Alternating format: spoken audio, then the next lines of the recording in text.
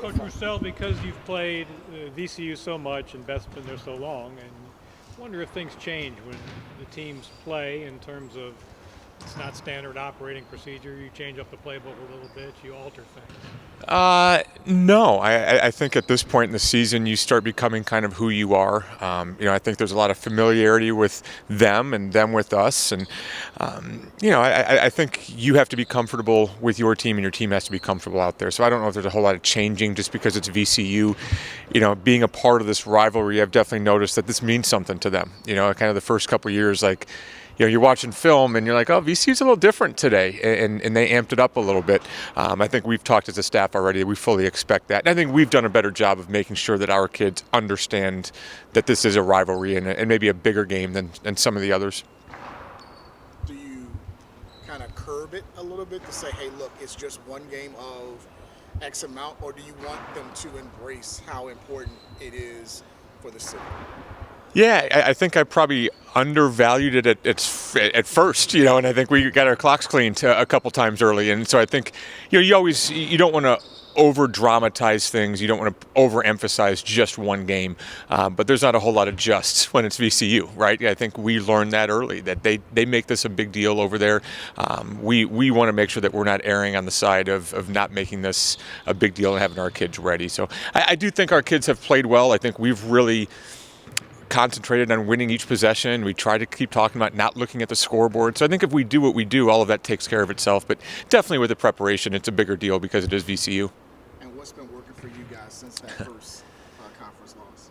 Yeah, I think we have a confident group, and so I think a little bit with the loss, it taught us some things. But I don't want to say that we were overconfident in the Fordham game, but I think when you're a confident team, you just assume or just think that things are going to work out. And so I don't think there was a whole lot of panic from our team in that game. Maybe looking back, maybe there should have been a little bit more panic in that game. The easy answer is I think the shots have gone in. I think you can't score 98 points. I mean, we are shooting very, very well lately. We know that. I've also been doing this long enough to know that the game can humble you very quickly. And so I think we've really tried to put an emphasis on the defensive end. And we maybe had a slow start to that in the first quarter, the last game. But I think by and large, I think our defense has been pretty solid here for the most part.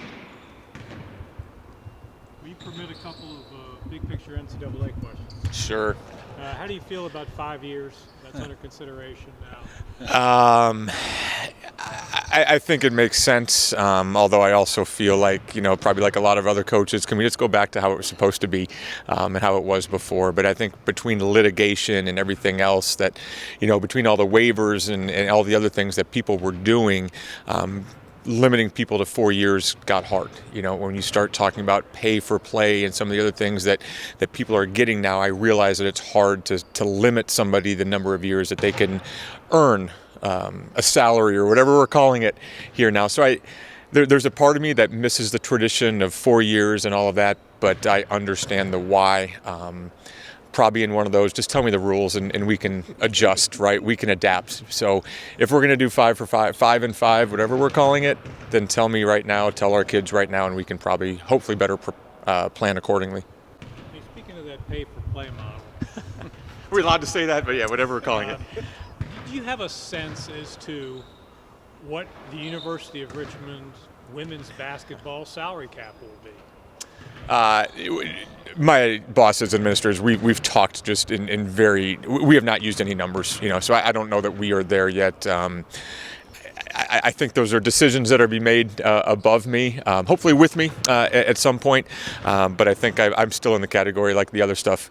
Just tell me what it is and we can prepare. Tell me what it is, we can adapt. But I would say we're not at that part of the process that we're talking numbers yet.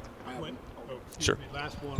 When you look forward to what Richmond women's basketball is, what would you like the breakdown to be in terms of, on your roster, I have this percentage of high school recruits and this percentage of transfers. Who came in? I think the easy answer, or maybe dodging the question and unintentionally, is just give us the best players that we can get. But I would say the model that we really have tried to push with our staff is let's go get the best high school kids that we can. And let's build this. You look at some of our players right now, the best players that we've had over the years have been in our system for a while. I think Chris would tell you the same thing. You know, familiarity with them and them with us, with the system is a benefit. But just the nature of everything, there's of what happens other places. There's a lot of great players that are in that port, you know, and I think we've had some good players here that have left here for other reasons, not because they didn't like the school, their teammates, hopefully the coaches. It was for different opportunities. So when people's opportunities change, there's going to be some change there, and by doing that, there's a pool of players that you'd be silly not to look at. So we will always, you know, probably do that. But I think by and large, I would love for this to be built as a high school development program. As you're now in conference play, looking back a little bit, how much has those non-conference games, a couple of SEC teams, Texas being here, how have they better prepared you for the grind of A-10 play?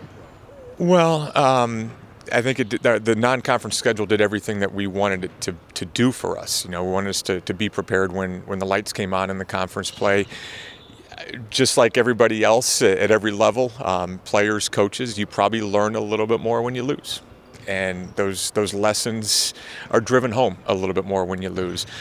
So I think the talent of the teams that we were playing was a really high level. I think we learned a lot and got some confidence, weirdly, from playing against Texas. The Alabama game stings because we felt like we had some chances there and maybe just didn't finish that thing.